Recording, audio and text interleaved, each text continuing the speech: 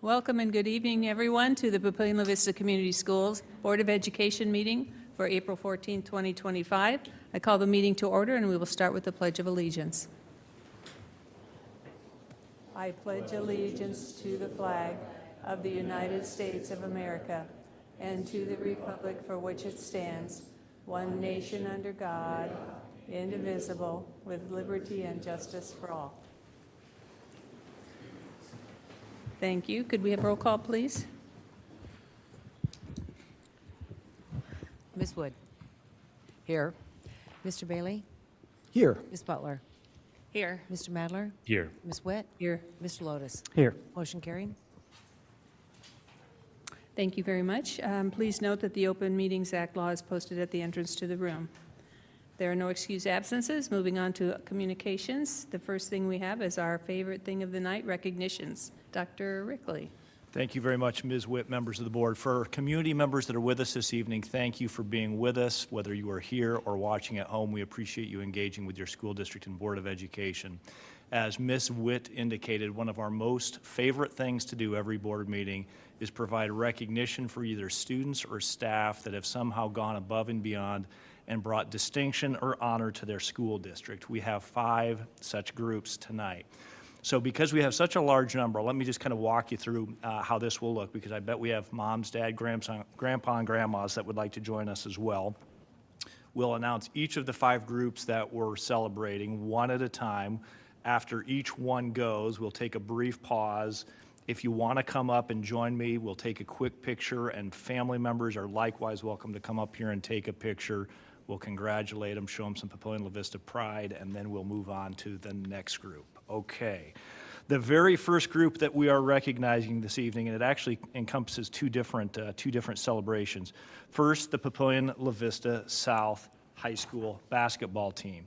And I did see Coach Heiser as well as several members of his coaching staff that joined us. I didn't know if I caught them all, but please, assistant coaches, join us. So not only is this the first time that Papillion-La Vista South High School has won a Class A title, I believe this is the first time they've won a state playoff game. So they've made it to the playoffs any number of times, but they got that first win against crosstown rivals Monarchs. They went on to beat a really good Millard North squad, and then they beat Westside in the finals. It was an incredible, incredible run. We have a number of individuals that we want to honor as part of this celebration.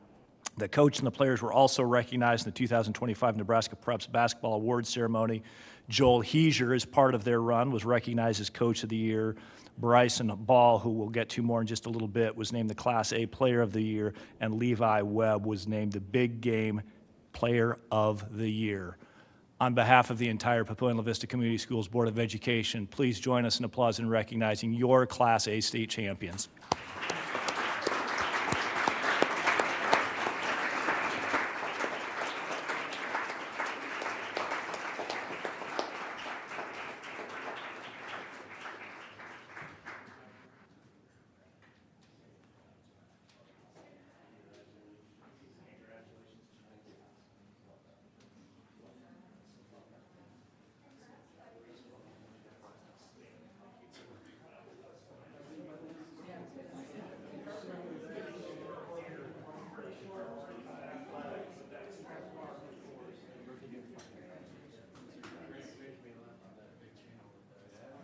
Coach Heiser, I think you do the honors.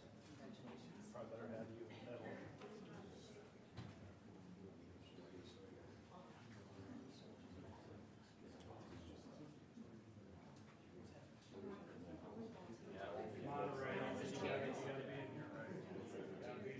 Coach, you got to be in front. Coach, you got to be in front. Very good. Ready, 1, 2, 3. Move out of the way for your parents. Don't move.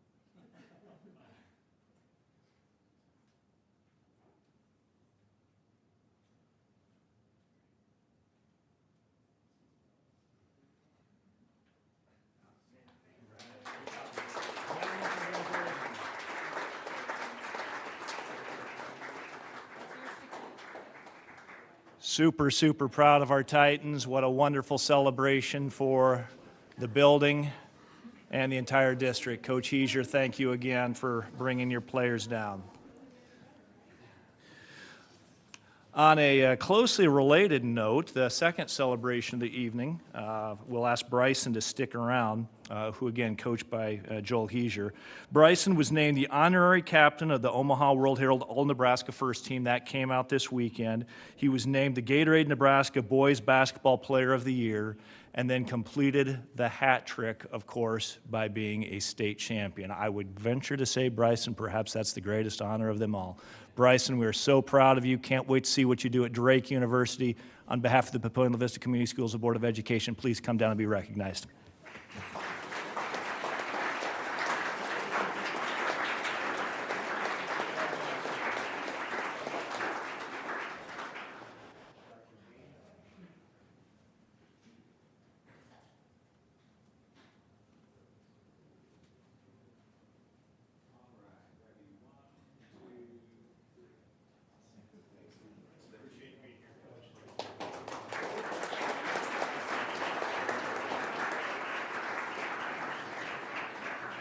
Well done, Bryson. Thanks again, Coach Heiser for bringing the crew down.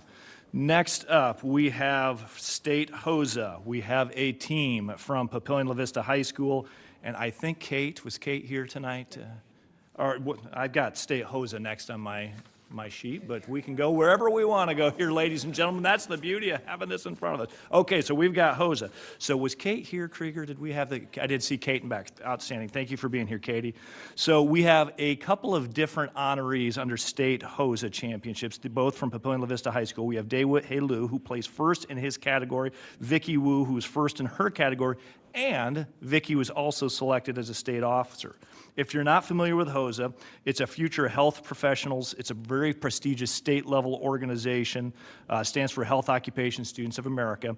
And for our students who are enrolled in the Health Science Education program, this is a really big honor and a really big part of their preparation as they think about moving on to a 4-year degree, medical school, wherever it is that their travels will take them. Daewit and Vicky, please come down and be recognized by your Board of Education.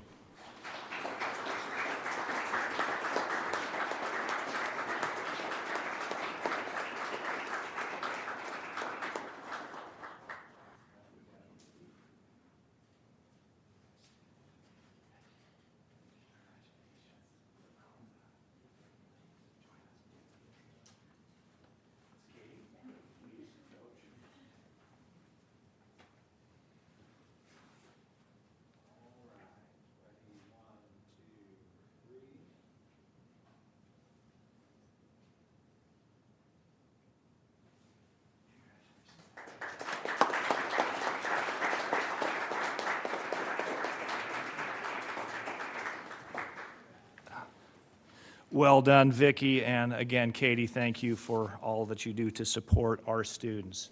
Next up on my sheet is State DECA, and we have two different teams, one from Monarch, one from Titan, and I think I saw both Priscilla as well as Allie. First off, Papillion La Vista High School, our advisor is Priscilla Peterson. I don't know if Romy's here. Romy Brown, did Romy make it? No Romy. Thanks, Priscilla. As incidentally, Priscilla is the new replacement for our own Laris Erickson, who will be retiring at the end of the school year. So Priscilla, thank you for bringing your charges out. We had two first-place finishers from Papillion La Vista High School. Both of these individuals placed in two categories. We have Sammy Draper, Maddie Moore. This is an outstanding distinguishment, not only for you, but for the school district. Sammy and Maddie, will you please come down and be recognized by your Board of Education?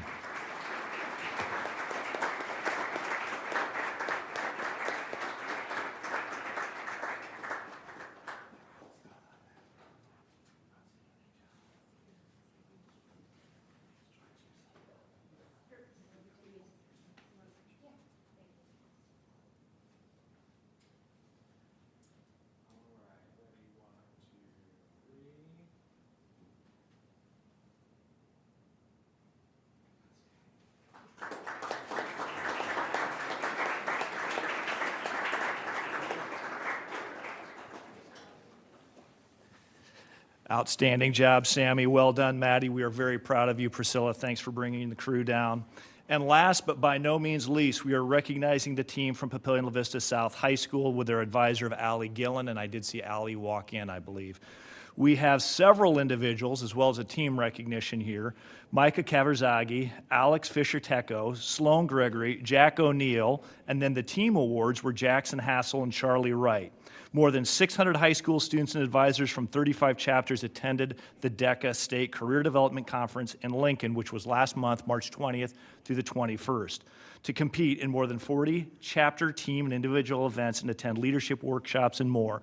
To have this number of individuals recognized is simply amazing. On behalf of the Papillion La Vista Community Schools Board of Education, for our South students, please come down and be recognized by your Board of Education.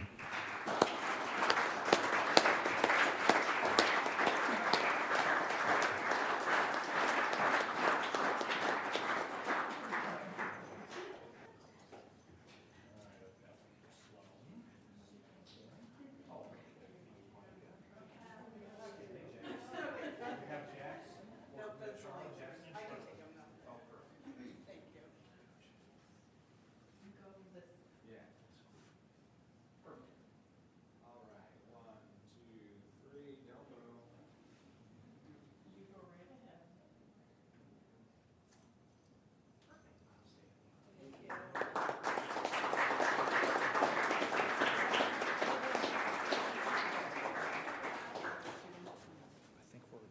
Let me ask Christopher about that. Thank you.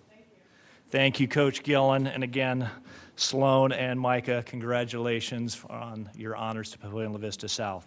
And with that, Ms. Witt, we will conclude our recognitions for the evening.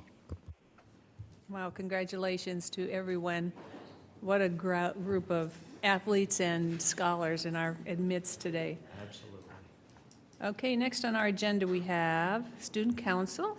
Tonight, we have Mackenzie Lathrop and Abigail Bender from Papillion La Vista High School, South High School. Welcome, ladies. Hi. All right, and I'm Kinsey. I'm Abigail. Thank you for having us tonight. We're really excited. So we're super excited to be here tonight and then share everything that we've missed telling you guys about for a couple months. We would like to thank you guys all again for your commitment to our school district and all your hard work that you put in all throughout the year.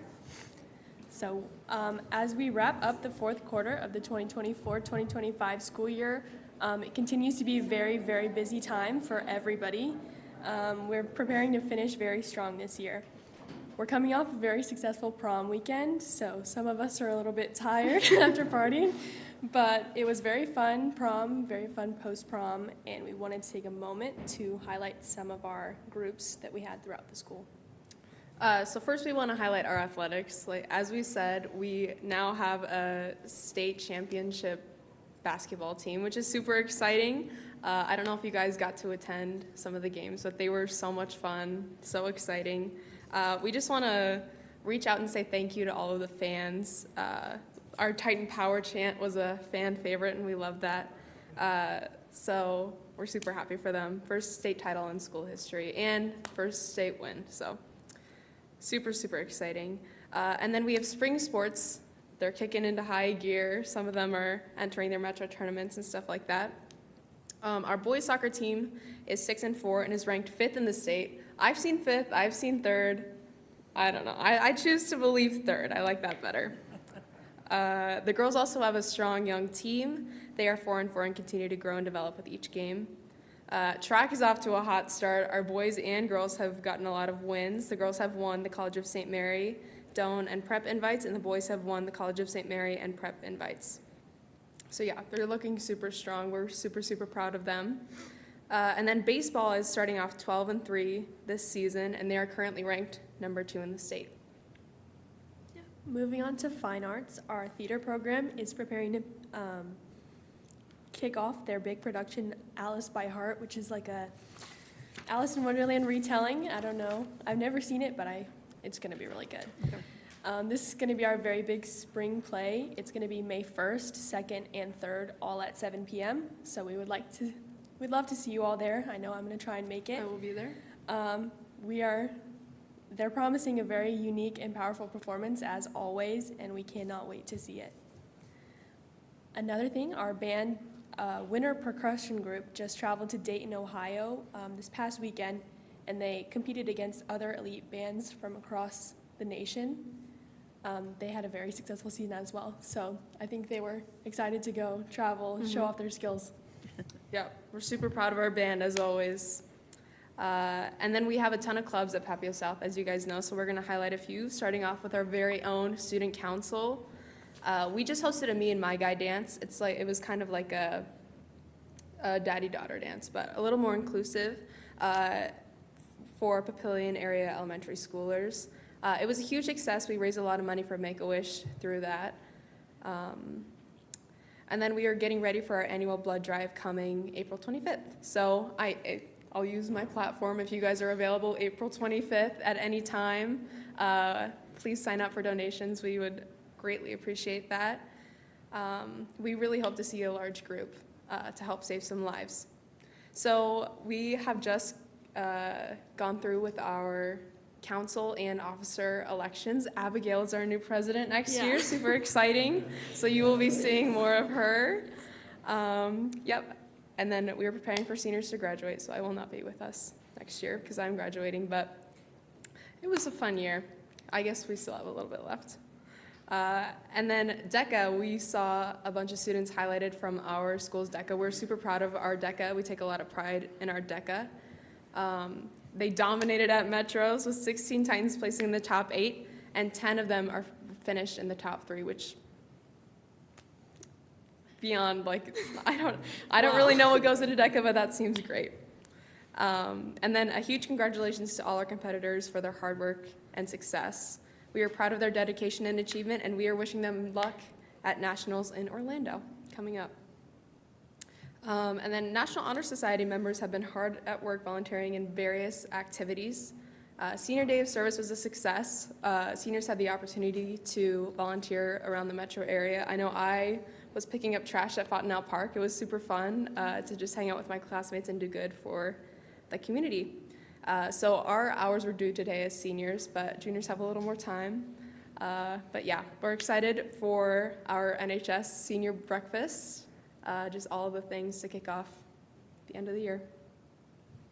Yeah, so thank you again for allowing us to present once again at this meeting and for the positive impact you guys continue to have on all of us and our school district by serving in your role.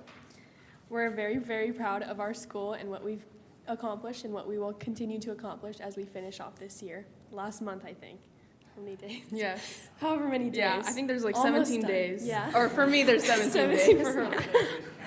Yeah, Not anybody's nothing count. like that. Thank you. Thank you. Thank you. Thank you, Kinsey and Abigail. That was wonderful. And reports now from the superintendent. Thank you very much, Ms. Witt, members of the board. Again, thank you for our audience members who are with us tonight. It's kind of hard to follow both the recognitions as well as from our student council reps, but we do have several things going on around the district. First off is I just want to single out my administrative intern, our own Scott Hilger, who's an administrator with the Omaha Public Schools. As part of his program, is joining us this evening to sit through the board presentation, and Scott spent some time shadowing with me the last several weeks. So Scott, thank you for being here, and good luck as you finish out the program. Around the district, all kinds of really fun and exciting things. Perhaps chief among them is we find ourselves in the middle of April, which is the month of the military child. Just as a reminder to the board and the community, under Dr. V's leadership and our principal's leadership, we went from having 2 of our schools that were Purple Star designated to all 21 buildings, which are Purple Star designated, which is no small feat. Basically, that means that we have met certain standards laid out by the Department of Defense, Department of Education, that says you are a military-friendly school and you support both the men and women that wear our uniform as well as their military dependents. So this is a really big deal for the school district. We had several different ceremonies last week highlighted by an event at Papillion La Vista High School. We have a couple more scheduled this week. The highlight of the week was perhaps traveling to Lincoln, where Governor Pillen signed a proclamation and asked Dr. Rippey and I to be there as he was signing the proclamation, again, indicating April is the month of the military child. So for our men and women who are protecting this great country of ours. Thank you to you and to their dependents. We know the burden that you bear as being family members. So thank you very much from a very grateful school district. Also wanted to share that I had the great fortune to travel with 3 of the school board members to the National School Boards Conference in Atlanta. I won't say too much about that because I bet you'll hear from our board members on that. But it was a great opportunity to network, hear from some national level speakers, listen, learn, and just connect with other educators from around the country. So thank you to the board for supporting that. Also wanted to share with the community that we have started the process on establishing the boundaries for elementary school 17. Now, while that building will not open until the fall of 2026, so approximately 16 months from now, we want to have the boundaries well established before the school opens its doors in approximately a year and a half. Our first board meeting, or excuse me, our first community meeting was at Prairie Queen last Tuesday. We had approximately 20 community members, several board members that were there. We have 2 more meetings, at least 2 more meetings scheduled. One tomorrow night, 6:30, Liberty Middle School. Another Thursday night, 6:30, Liberty Middle School. You don't need to sign up. You don't need to RSVP. Show up, listen, learn, bring your tough questions, and it'll be a great opportunity for us to establish priorities and talk about the boundaries for our brand newest elementary school. Also wanted to talk a little bit about another highlight. I shared this with the board already, but in addition to traveling to Lincoln for the Purple Star designation ceremony, also had the opportunity to travel to Lincoln and listen to the band, the show choir from Liberty Middle School. They were so incredible. I don't know how many students we had packed into the rotunda, but it was no small number, and the acoustics in the Capitol are amazing. It was in the rotunda just outside the legislative chambers, high ceilings. If you've been to the Capitol, you know what I'm talking about. But they represented the district and Liberty Middle School so very well, and they sounded so amazing.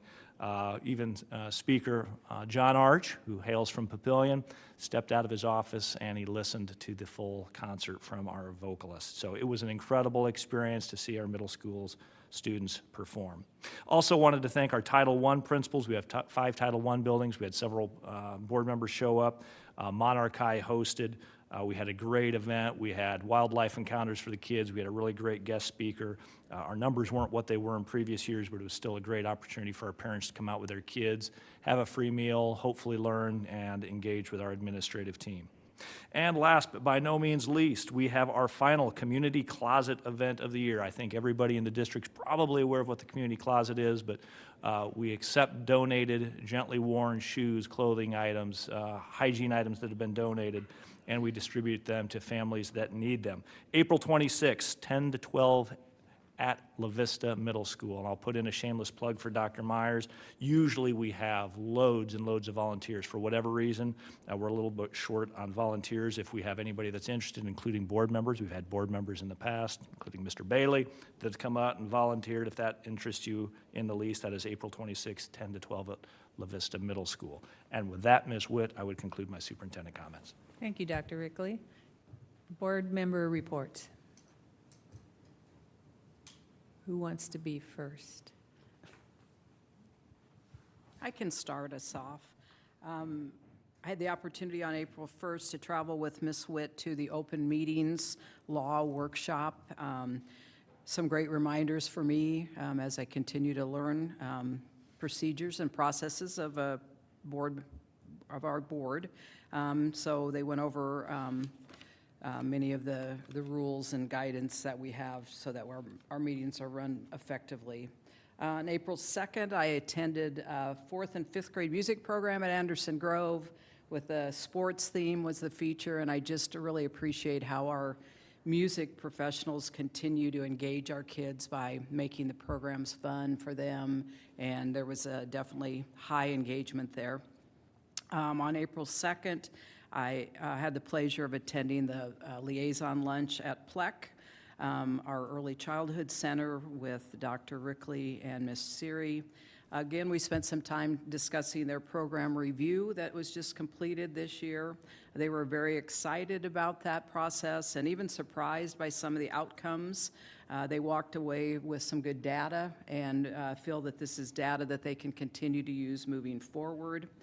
They talked about some next steps over the next couple of years, moving some sites out into some of the buildings potentially. and providing more small group spaces as we transition those 3-year-olds between the early program and into more of the preschool program. There will be some changes in Sixpence. We'll have a new administrator or new leader of that next year. And they continue just to look at more opportunities to engage all of our children, especially the birth and 3 kids. But it was definitely a pleasure to spend time at the PLEC Center. As Dr. Rickley said, I had the privilege of going to the National Convention in Atlanta, the 4th through the 6th. And again, walking away from there with a great feeling that, you know, we do things really well in Papillion La Vista schools was one of the takeaways that I have had as you learn and hear from other districts around the country. It was an interesting convention. I think many of the presentations had been prepared 6 months ago, and as we're aware, things have changed over the last 6 months. And so there was some discussion about that, about governing and meeting the needs of all of our students as things change, and how do we adjust at the local level with some of those changes that that is occurring at the federal level. So again, it was a good opportunity for some learning for me, for giving me the opportunity to reflect on some things. We had the great student council reports, and one of the fun sessions I went to was just about how do you get kids more involved with the Board of Education. So that was great, and I also had the opportunity to attend one on strategic planning. So with that down the road for us, I thought that was very appropriate. Attended the Teammates Board meeting on April 8th, and they're preparing their budget for next year and preparing to elect new officers. Again, the boundary discussion at Prairie Queen, that was on April 8th, and I just really appreciated the parents' feedback that we received at that meeting. Very helpful, I thought. The Title I parent event on April 8th, again, that's awesome to see the Title I teams work together to put on that event. That does help them meet the requirements laid out in some of the federal grants as they gather input from parents and work on their compacts at the building level and some of those things. And they've done that in a very strategic way to get all that information, as well as making it a fun and informative night for parents.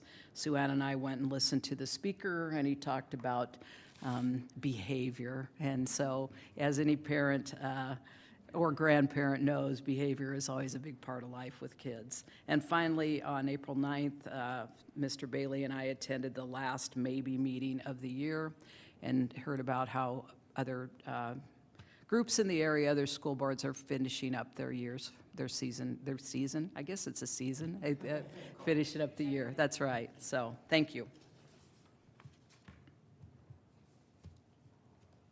All right, I guess I could go. A lot of these are repeats, but I was very honored that Papillion La Vista South High School asked me to come speak on the 31st as part of the Month of the Military Child.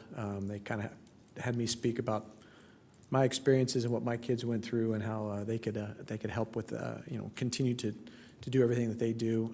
It was an honor, like I said, to speak to them. So that was a lot of fun. And then, yes, at the boundary meeting on the 8th, I know with both of you, I plan to be at the one tomorrow night and Thursday. But do appreciate all the parents that come out to those and offer their opinions and their perspectives. It's really good to hear. Gives a different perspective, than what we typically get, amongst ourselves, which is really good. So I enjoyed that. The Title I event, yeah, that's the second one of those I've attended, and we always do such a great job with that. Everybody that's there working so hard, and I'm amazed because what time did it start? 6:30, and those folks had been at it since 7:45 or 7:30 that morning, and they were still ready to go and full of energy and everything, and for all the parents and the families that showed up. So it was fun to watch. That was pretty much echo what you said about the maybe meeting, but it was good. So thank you. I had the trip down to Atlanta for the NSBA conference. A handful, we went to a number of sessions, but the ones that really stuck out to me with the one, and I had the most takeaways, was a session on long-term mental health impacts, chronic absenteeism, protecting children, and community partnerships. The speakers from all of those sessions were great, and the speakers from across the country. And the Q&A, even just the conversation from these sessions from other board members and administrators. I have a notebook full of notes that I plan on putting together in a more legible format than my handwriting and emailing all of you. So I will try to get those out this week or next week. But again, like Ms. Wood said, I just enjoy having the conversations with other school board members across the state, listening to what they're dealing with now, what they've dealt with in the past, how they've handled issues. You know, you can always learn from how other people are handling things, either takeaways from how not to do things or, what worked well for them. So I always enjoy that conference. I also had the NASB Legislative Committee meeting today. I know we have a legislative update on the agenda later on, so I'm sure I'll chime in with Mr. Richards there, but I think we're on day 6, we're over day 60, getting close to day 60. Yep, we're coming down to the end, but it'll be a lot that we need to keep our eye on as there's still so many moving pieces down in Lincoln. And that's it for me. I attended Monarch Backer Night a couple Saturdays ago. It was a really well-organized event. It looked pretty much sold out. I didn't see an empty chair in the building, so great. They had a 10-minute, 15-minute of a stand-up comedian, and so just kind of livened up the night and then led for some just fun conversation. So I know it was a very successful event, and they raised quite a bit of money for the Monarch programs. Outside of that, I've been attending way too many sporting events lately. I apologize for looking windblown because I am. It was a very windy soccer practice today, so we've had nothing but them. But it's good to see supportive crowds. At the baseball games, soccer games. Still, I got to get out to see my niece in track and field yet this spring, but. Looks like, as the Papillion South Student Council mentioned, some good successes at South, and as well, I know quite a few successes at Monarch as well. So outside of that, that's where I've been. I attended the April 1st open meetings law, and I've read that act many times, but you always learn something new, so it was always informative to go to those. At the National School Boards Association, April 4 through 6, my focus on governance, policy, changes in federal law that might affect our district. Some takeaways include establishing board norms, procedural aspects for running meetings, family and community engagement strategies, and goal-based budgets. I really did appreciate, especially the roundtable times when I would sit next to people from different districts around the country, and you're right, the diversity of the way they operate their districts is unbelievably different than the way we do it. Ours is perfect. I don't know why they don't copy us, but it just didn't make any sense. But they were, it was really good, and good relationships were made, and I appreciate having been able to go that. They did talk a lot about how important professional development was at all aspects of the school district, from the people who wash the dishes to the people who sit at the board table, how important it is to keep professional development going. And I agree with that 100%. But everybody, in the end, it was student focus was the number one goal of everyone there, and student growth and achievement. So it was really good to be around people of the same thinking as you.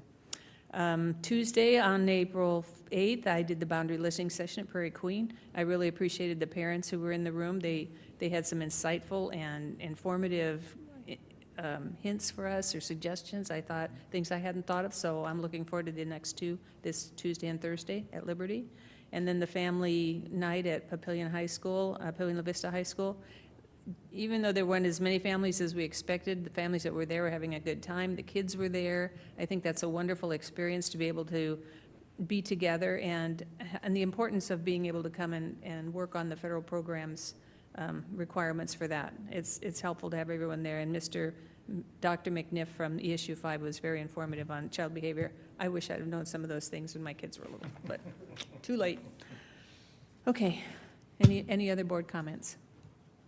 All right, the next is our committee reports, starting with Buildings, Grounds, and Finance. I believe we met right after the last meeting, right? Yep, so we did have a meeting, that was 3 weeks ago.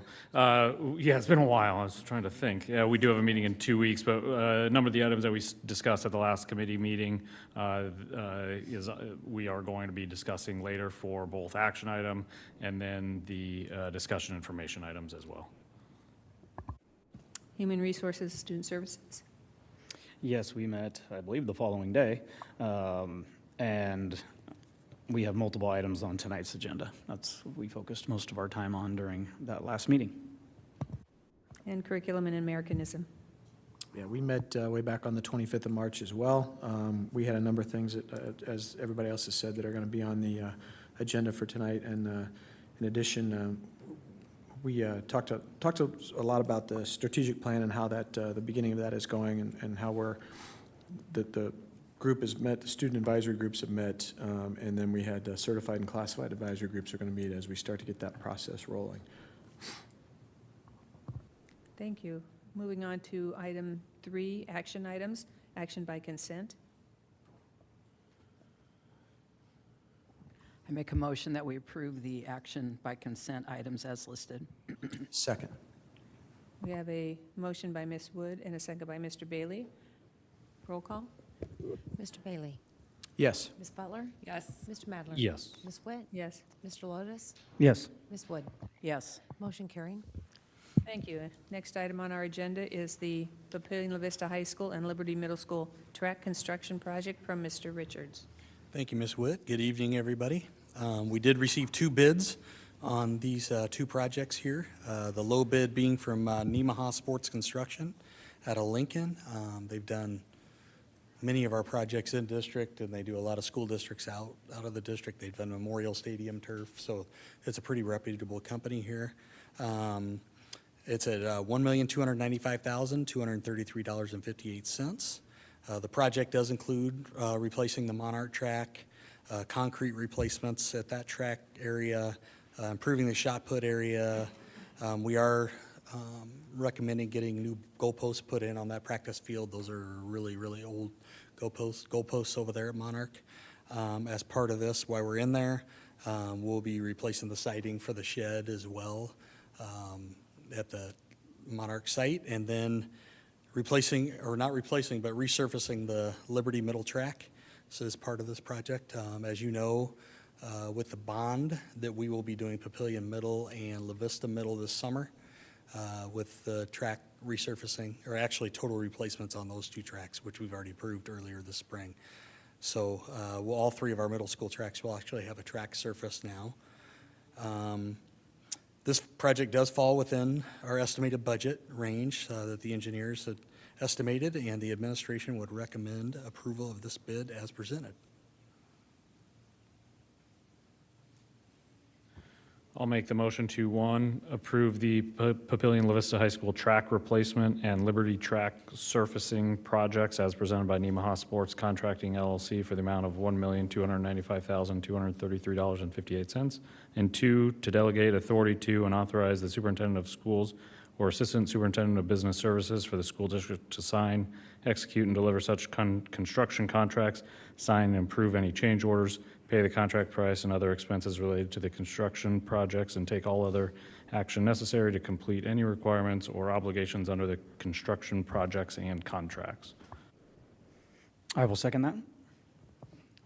I have a motion by Mr. Madler and a second by Mr. Lotus. Is there any discussion? Roll call, please.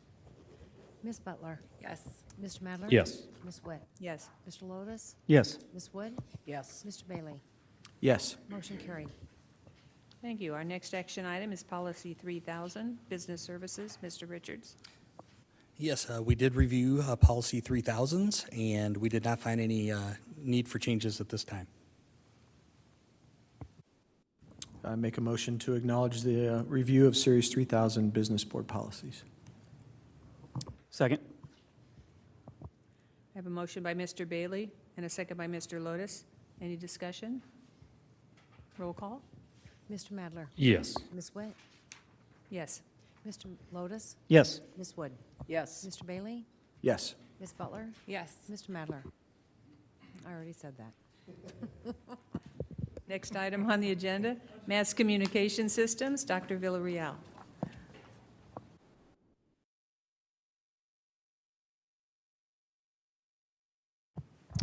Good evening, Board. I am asking you to approve the amended contract as presented at the last meeting for our mass communication system, which includes upgrades to both our desktop mass communication app and our mobile mass communication app, with updates to the PLCS mobile app coming next school year.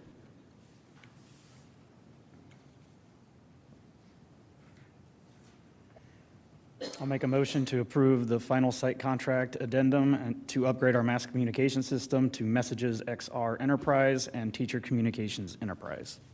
Second. Thank you.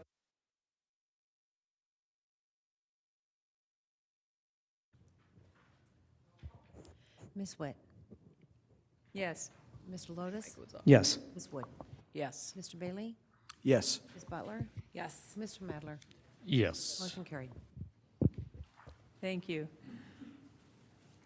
Next action item, act on the cancellation of contract for Mr. Jeffrey Fauble. Dr. Settles, please. Thank you. Yes, as you're all aware, we have been working on a personnel situation recently since our last board meeting occurred. Just to give you the background on that, Mr. Jeffrey Fauble was placed on administrative leave on March 25th, 2025. The next day, the Douglas County Sheriff's Office did deliver a letter to him from us stating that the Board of Education would be considering cancellation of his contract of his employment here, pending board action. Mr. Fauble had the opportunity at that time to request a hearing per state statute within 7 days of receiving that notice, and we did not hear from Mr. Fauble regarding that. So the school district has complied with all requirements of statute and policy regarding the cancellation of Mr. Fauble's employment contract. Now the board must make a decision to cancel Jeffrey Fauble's employment contract, and that would be effective immediately. We also, just for your own information, did notify the Nebraska Department of Education of Mr. Fauble's arrest on that very day. Now, following tonight's action, we will be able to have the final piece of our formal complaint to the Nebraska Department of Education regarding his violation of professional practice.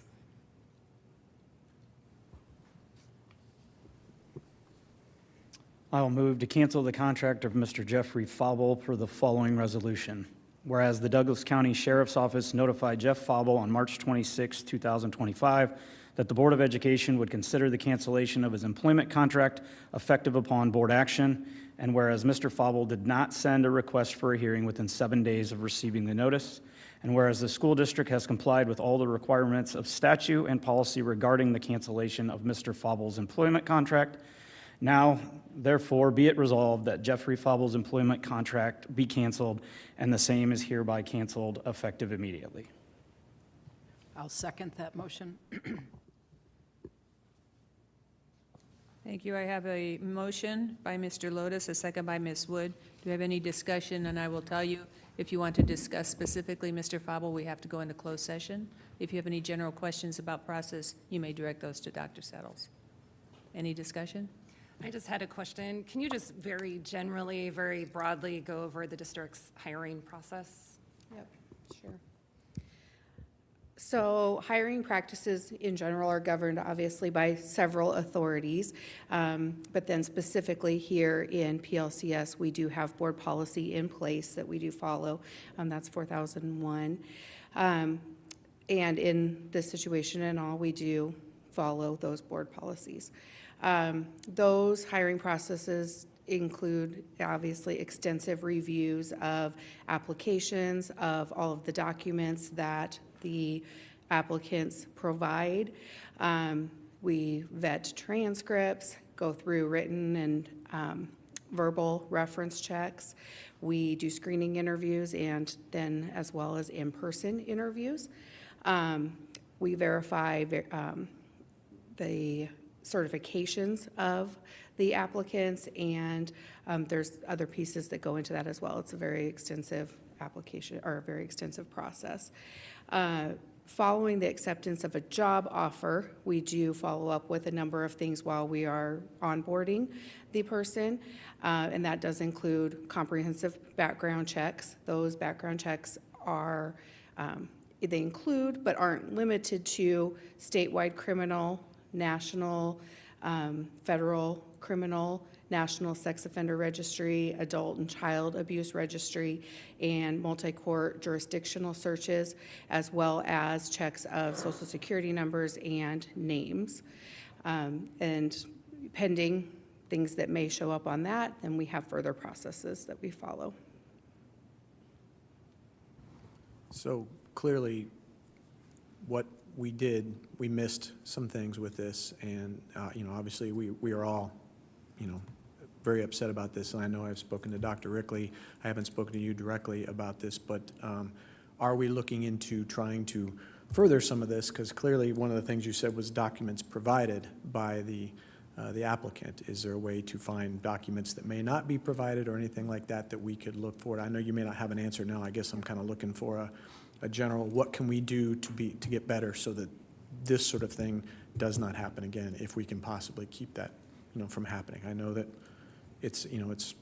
there's only so much we can do, but is there anything else that we can do or that can be done by the company that does the background check to, Sure. like I said, to... Yeah, so we do have a very extreme, comprehensive plan already in place with our OneSource, our background check company, and the background check that we're using, is successful in situations, including this one. We do always want to use this opportunity, though, to get better. So we train every year our administrators in a very robust way on our hiring practices. And so those practices are something that in situations like this, but in general, always, that we're improving. We revamp them every single year as far as making them tighter and more involved. So, and this situation is no different than those, that we need to utilize situations to try to improve processes. Absolutely. Yeah, I appreciate it. Thank you. I think one of the other things, Mr. Bailey, shortly after this came to light, both Dr. Settles and I independently reached out to the Nebraska Professional Practices Investigation so that they were aware of the situation. We had an extended meeting with the CEO of OneSource that does all of our background checking information, make sure we weren't missing something from that perspective. And we also reached out to Sarpy County Sheriff's Office. Vetting police officers isn't the same as vetting teachers, we understand that, but we're always trying to see what we can learn from a particular situation. Even in a terrible situation such as this, there's lessons to be learned, and we will absolutely get stronger as an organization because of that.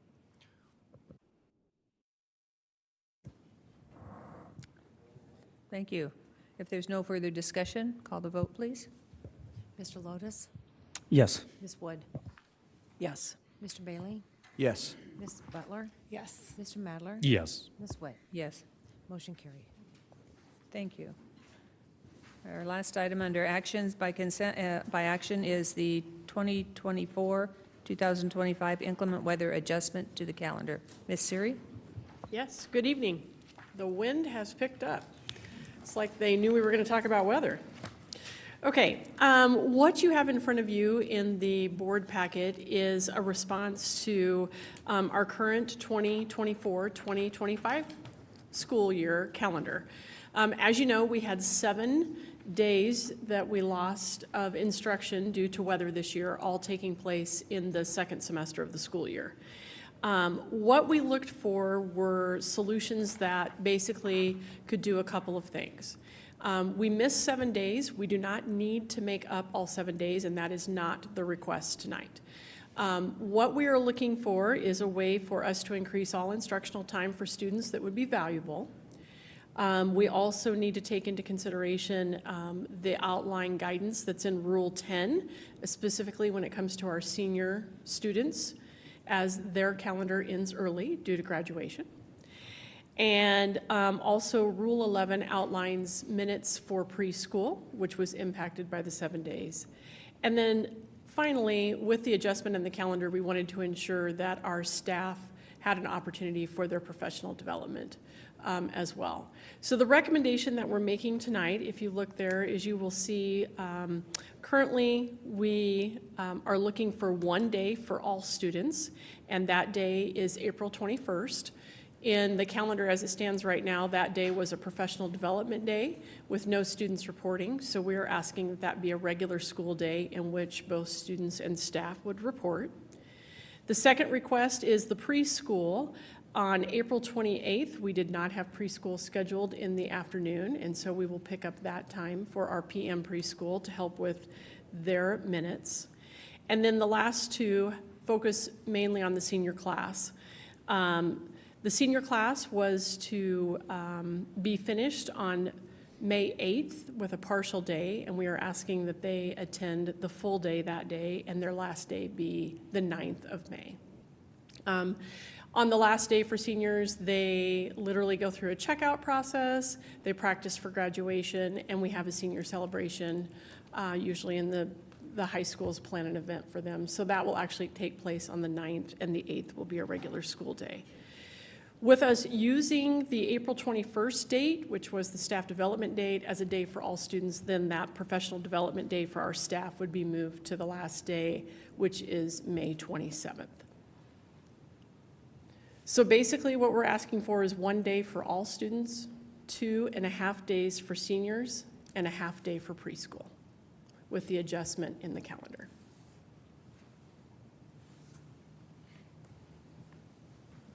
Questions or clarification? Before we get there, I'll make the motion to approve the recommended calendar changes for 2024-25 school year as presented. Second. Thank you. I have a motion by Mr. Bailey and a second by Mr. Madler. Discussion, please. Ms. Siri, thanks for putting this together. I know, 7 snow/cold days just isn't ideal. Trying to make sure that we're getting our students the instructional time that we want them to get. And so I know you and the team and Dr. Rickley have been working hard to get this plan together. Can you talk through the importance of getting that last staff day on the calendar, since they have to miss the one potentially on the 21st, and why it is important to get it back on the calendar at the end of the year? Sure. So we have lots of things planned on those staff development days. Our buildings have their continuous improvement process meetings. They have staff meetings. And particular to the one in April, we do our curriculum implementation training for the upcoming year. We are currently in the process of implementing English language arts at every grade level, specifically at the elementary from 1st grade through 6th grade. So that's a really heavy day for those teachers as we're trying to make sure that we provide to them everything they need to ensure that that implementation of that new curriculum, and it does require some instructional shifts, can be successful in the upcoming school year. So it was really important that we kept that day, as well as a lot of the other pieces that were planned that will be missed now that we're making that a student day. I will also tell you that our conversation really centered around what is the best opportunity for our students as far as instruction goes. Losing 7 days of instruction is tough. That's a week and a half. And honestly, the days at the end of the year are good, but not always helpful for instruction, because at the end of the year, things have happened. So like, for example, our high school students that are in an advanced placement course, they have an AP test. Taking and putting days on the end of the school year, that test has already happened, and they didn't receive that instruction that perhaps would have prepared them to be more successful on that. So we tried to really look at where is a day that would benefit the instruction and also relieve some of the pressure. Our teachers will feel a lot of stress as they try to end their school year. They're 7 days short. So that requires a lot of flexibility and bending on their part, because they want to ensure that kids finish where they're supposed to, so they're set up for success with the next year. So the April date really made sense. The bad part is we were worried about losing that time with our staff to help prepare them, so that's why we moved it to the 27th. So The other thing I would just add is the seniors, if we have a senior that is not ready or not completed by that May 9th day, we also, lucky for them, they can continue to come, and we will make sure that they have what they need so that they do finish their educational journey and can graduate on time. So even though that's our last day for seniors, we do have seniors that will need to come in and finish requirements so that they can graduate with their class, and that's available to all seniors if it's needed. I think as all of us on the board have heard over and over again how much the elementary loves the new CKLA program, and I know that teachers really are excited about getting that going, and so giving them the opportunity to be prepared, because I know the professionals we have out in the building want that information so that they can move into the next school year ready to go. So it's unfortunate that they have to come back after Memorial Day, but I think knowing the professionals we have out in the building, they want that information, and so I appreciate that. And I also just appreciate your comments about finding and building in meaningful time for instruction, and I think that gives us as a board some food for thought moving forward, and how we might make adjustments to upcoming calendars so that those days aren't left at the end, but that they can be worked in throughout the middle of the year to be more meaningful.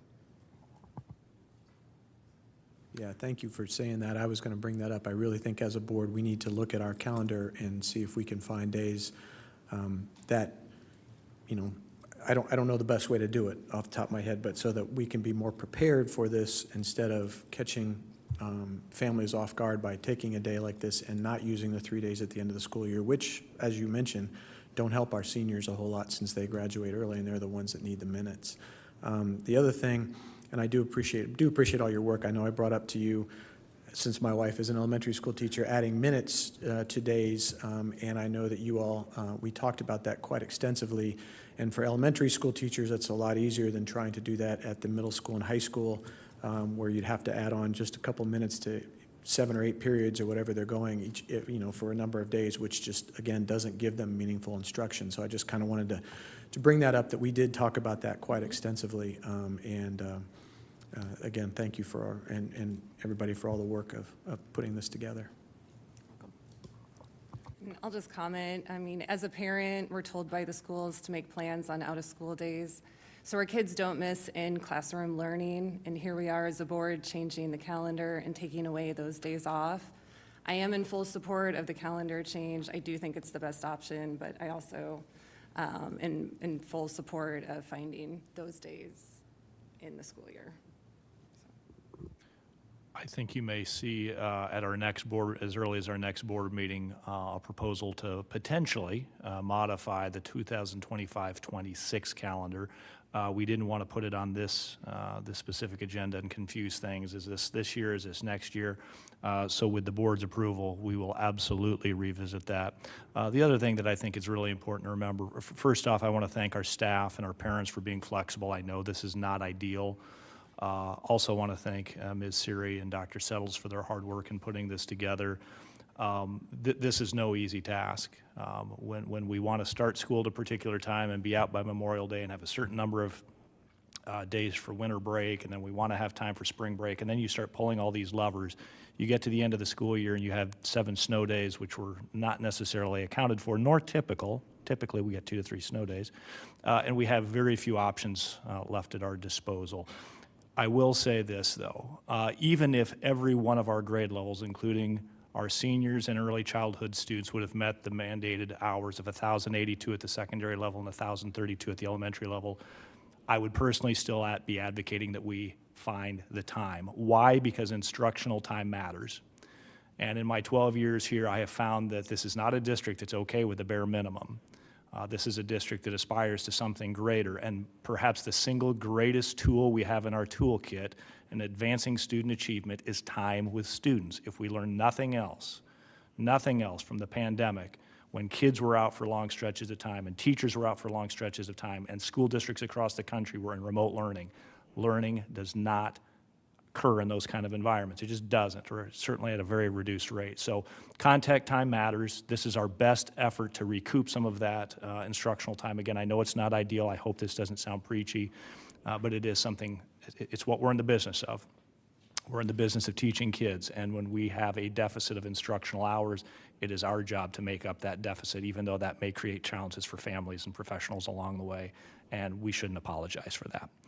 So I just want to thank Dr. Settles and Ms. Siri for what they've done, and thank the board for being so thoughtful to their approach and looking at this year's calendar, and potentially next time when we revisit 25-26.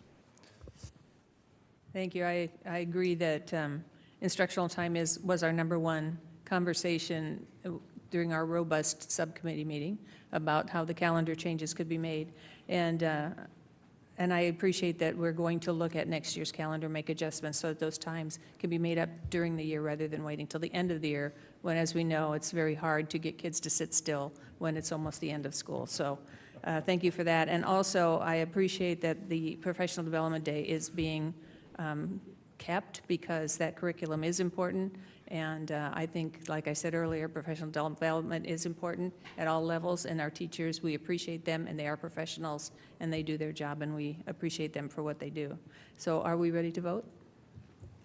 Before you vote, I just want to thank you as a board, too, for allowing us to have those professional development days, because a lot of districts don't get those, and they are expensive days, but they're very valuable. And to Dr. Rickley's point, it is what prepares our staff to serve the kids the best they can. So thank you. Thank you. You ready? Ms. Wood? Yes. Mr. Bailey? Yes. Ms. Butler? Yes. Mr. Madler? Yes. Ms. Witt? Yes. Mr. Lotus? Yes. Motion carried. Thank you. Moving on to discussion items. First, the 2025 Student Technology Purchase Request for Proposal. Mr. Moore, Ms. Siri. Good evening. Thank you. So yeah, I just wanted to bring this to the board's attention. I went out for RFP, so request for proposal for the 2025 student device purchase. We've done this since the pandemic to refresh the one-to-one devices, as well as our Chromebook, or our student devices at the elementary level as well. So it was opened on the 2nd. It'll close tomorrow, the 16th at 9 a.m.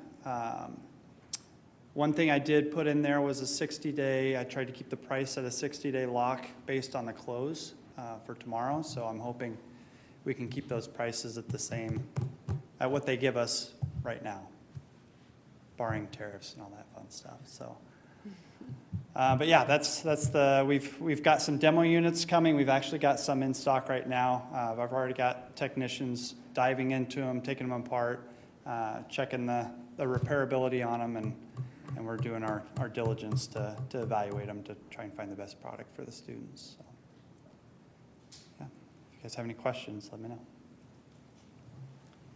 Thanks for the overview. I'm sure it'll be interesting opening up those bids, see where they'll come in at. I don't envy those that are having to come up with those amounts when there's so many moving pieces in regards to the supply chain and their cost on these items. So hopefully we can still get these within our budget, but yeah, looking forward to the next meeting when you have the bids. Yes, I as well. Thank you. Thank you. Next item, legislative update, Mr. Richards. Thank you, Ms. Witt. The legislature is in, like Marcus said, I think we're at 59 or 60. I can't remember which at this point, but a key date to keep in mind is day 70, which is April 29th.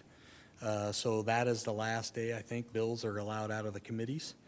So we should have a really good idea by the next meeting when Mr. Gay is here to talk a little bit more about bills that may affect us or not. Most of them should be out of the committee at that particular time on that Monday night. So just to give you a time frame there. Some of the ones we're going to let you know about that have progressed. LB 390 is the notification to parents of library book checkouts by students. So that did advance, and we expect that to be signed by the governor here in the next week or two.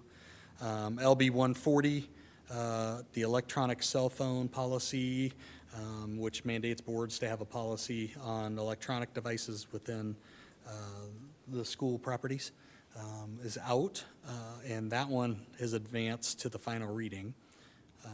So the governor will probably be seeing that one here soon as well.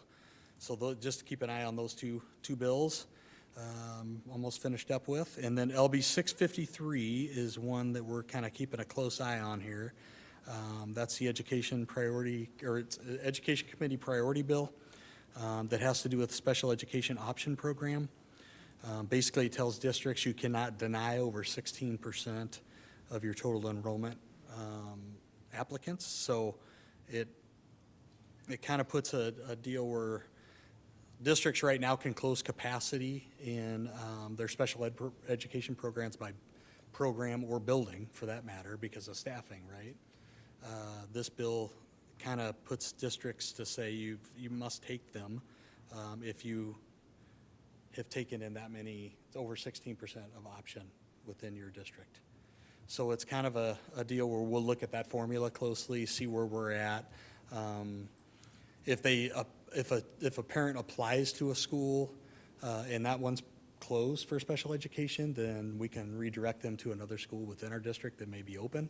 The problem is, as other districts, especially the larger districts in the state, and I know the smaller ones are struggling with it too, we're already short-staffed with special education as it is, and we're trying to explain that to senators as this bill comes out of committee even better with more notes in there. I think it will be a cost to the state involved with this as well, you know, in a year that they don't have the money to pay for things. So there's some things still fighting that bill. There's going to be other bills attached to that and through amendments. That 653 we're expecting. We're expecting it to come out this week that have to do with special education option transfers and, you know, putting expectations on districts to do that across district lines as an example as well. So lots to be concerned with about there. It's not that we don't want to serve special education districts in any of our districts that we've talked with about these bills. It's just staffing and capacity and space and those types of things that are involved. I know there is a reimbursement program through the Educational Features Fund that will reimburse districts back for larger amount students that come into a district and option enrollment in the $30,000 to $50,000 range if it costs the district that much more. But at this point, you know, and we are getting 80% back, and that was one of the things that they bring up as well, is that we're reimbursing you for most of those costs for these students to come into your district. But I think as we get our talking points together to talk to senators about why this bill is important to us, I think the biggest things are the staffing challenges that we already have for the students that are in our district already, and the space involved for a lot of the programs that are at capacity already.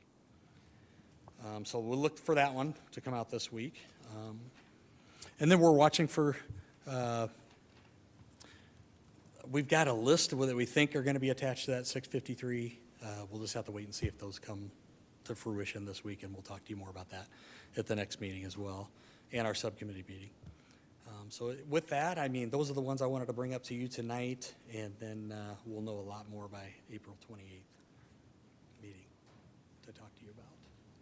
Yeah, and on the option enrollment one, you get, you know, we're reimbursed at 80%, but it's always a year behind, right? So if the district is out, and then the following year, you do get that reimbursement, which I think for the smaller district, that's even more meaningful, as it can be a larger portion of their budget. But like you said, on the finding the people, if you can't find the people, there's nothing to get reimbursed for. Like we need help on being able to get special educators, you know, through the college system, get certified, and then, you know, be wanting to go down that path because there's just not enough of them out there. And for a district that's already struggling to find people to fill those roles for their own community and district residents, being told we need to take those from outside of the district and try to support them when, you know, we still have openings on with just what we have. It makes it tough, but I know those are the conversations being had down there, and will be interesting to see where it ends up. Yeah, that will.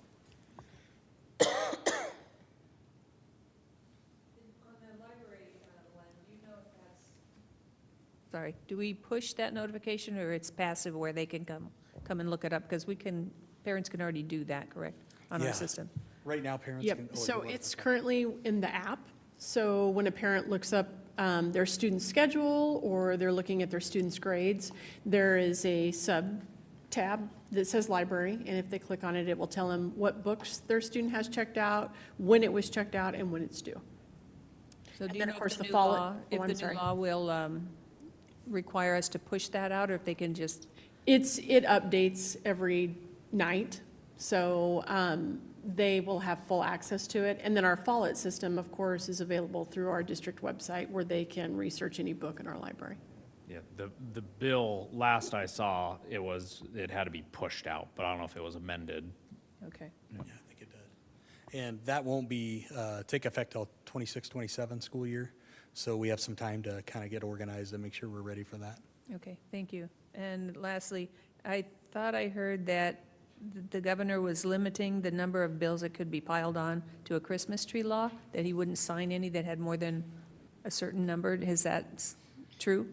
Yes, that has been said by the governor, that he doesn't like when legislation gets attached to other bills to get onto the floor. So we'll watch closely with that on his opinion on when these Christmas tree bills come out with multiple bills attached. I know they're trying to do those as amendments now, and how much he'll have a taste for that, we'll have to wait and see. Yeah, I think the senators are going to test him on that statement. Yes, they are.